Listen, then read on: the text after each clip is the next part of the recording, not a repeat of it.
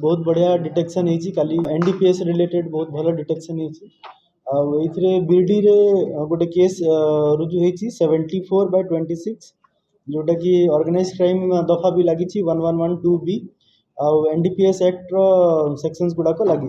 तो जमती आप जानी लास्ट ईयर डीजी सार निर्देश क्रमे आमर ऑल ओवर ओडिशा ऑपरेशन प्रहार चालू होता जो आमर जगत सिंहपुर रे भी एसडीपीओ जगत सिंहपुर बहुत भल काम करते से जगत सिंहपुर सब डिविजन रे huge amount of brown sugar आम धरीलु। ऑपरेशन सरला आम जिला रे गोटे ऑपरेशन व्हाइट शैडो आम इनिशिएट करथिलु जो थिरे कि आम जो इनिशिएटिवटा आम जो डीजीपी सार निर्देश जो स्टार्ट होता सेटा स्लो डाउन न होगा से आम जिले में एवं भी ऑपरेशन व्हाइट शैडो चालू अच्छी जो थे आम कंटिन्यूअसली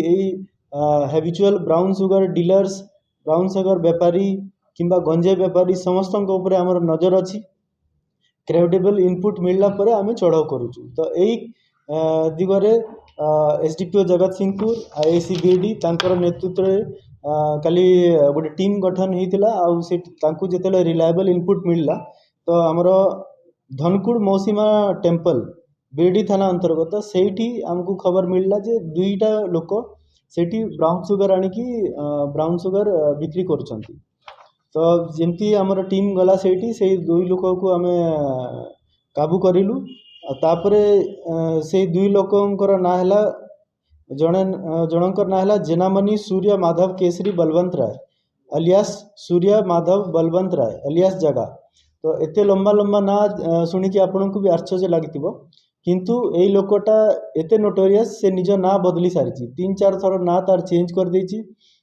सो दैट से कोर्ट को एवं पुलिस को आमर ये धोखा दे पारिबो। तो से 3-4 थर तार ना चेंज कर देछि। तो एबे तार प्रेजेंट ना अछि जेनामणि सूर्य माधव केसरी बलवंत राय ता ना रे मल्टीपल केसेस अछि मयूरभंज रे बालेश्वर कटक जगत सिंहपुर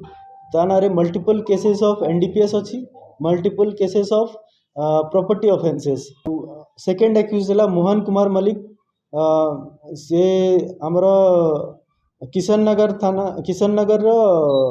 बासिंदा आना रे भी 6टा केस अच्छी तांकोठू आमर सीजर होती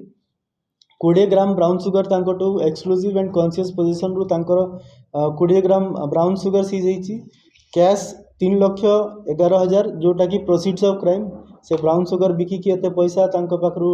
सीजर होती। तापरे गोटे पोको मोबाइल फोन एंड्रॉयड गोटे नोकिया मोबाइल फोन गोटे रेड कलर एपाचे आरटीआर आमर किसी सुना मटेरियल्स मिली सुनार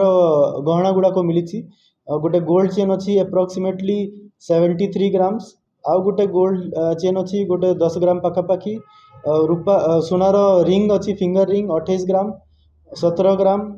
5 ग्राम एवं 5 ग्राम। तो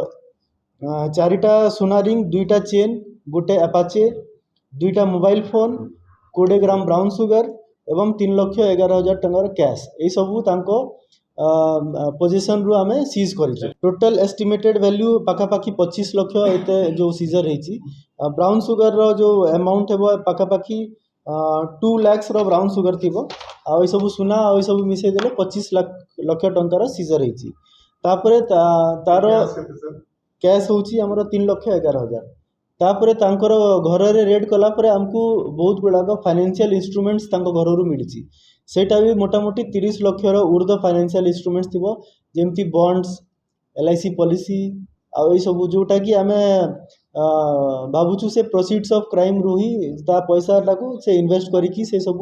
रे करिछि। तो आमे इन्वेस्टिगेशन करला परे यही सबू भी आम फ्रीज करदेबू। धन्यवाद देवी एसडीपीओ जगत सिंहपुर एवं आईआईसी बीडी तांकर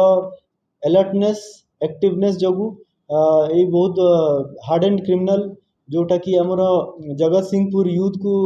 निशा देकी बर्बाद करिवार तार उद्देश्य थिला ताकू आमे धरीचु कोर्ट चालान करदेबू एवं जगत सिंहपुर रे समस्त को मु चेतई देवा चाहूँगी आम ब्राउन सुगर एवं जो नार्कोटिक्स ड्राइवटा एबे आउरी तीव्र हम जे भी यही ब्राउन सुगर किंबा गंजेई किंबा अन्य नार्कोटिक्स उपरे लिप्त अच्छी ताको आमे बहुत शीघ्र धरिबू एवं कोर्ट सामना को ताको हाजिर करिबू सो दैट से उचित दंड पाइबो।